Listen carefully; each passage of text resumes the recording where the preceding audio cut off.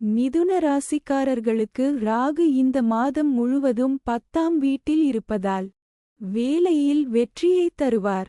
உங்கள் புத்திசாலித்தனம் மற்றும் பிற திறன்களை பயன்படுத்தி வெவ்வேறு பணிகளை நீங்கள் செய்ய முடியும். மற்றவர்களுக்கு சவாலாகத் தோன்றும் மற்றும் பணியிடத்தில் நம்பகத்தன்மையை ஏற்படுத்தும் பணிகளை நீங்கள் எளிதாக செய்ய முடியும்.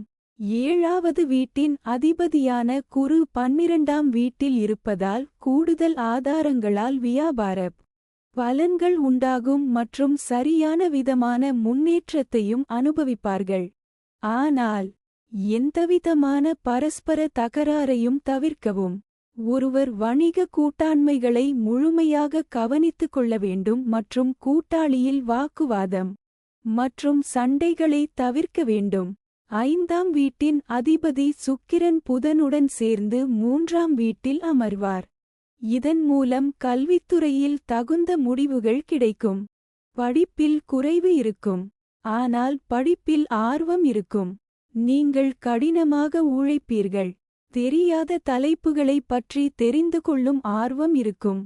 இதன் மூலம் பாடங்களை சிறந்த முறையில் அறிந்து புரிந்து கொண்டு அவற்றுடன் முன்னேற முடியும். கல்விக்கு நல்ல காலம் அமையும். சூரியன் 2வது வீட்டில் அமைந்திருப்பதால் உங்கள் பேச்சு சற்று கடுமையாக இருக்கும். யாரிடமும் எதையும் வெளிப்படையாகச் சொல்வதைத் தவிர்க்கவும். அது உறவைக் கெடுக்கும். குடும்ப வருமானம் உயரும் மற்றும் குடும்பத்தின் நிதி நிலை உயரும்.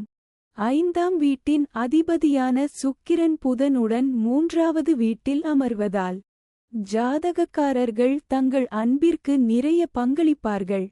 உங்கள் முயற்சிகள் அனைத்தும் உங்கள் அன்புக்குரியவரை மகிழ்ச்சியடையச் செய்யும் மற்றும் அவர்களின் முகத்தில் புன்னகையை வரவழைக்கும் விஷயங்களைச் செய்வதில் இருக்கும்.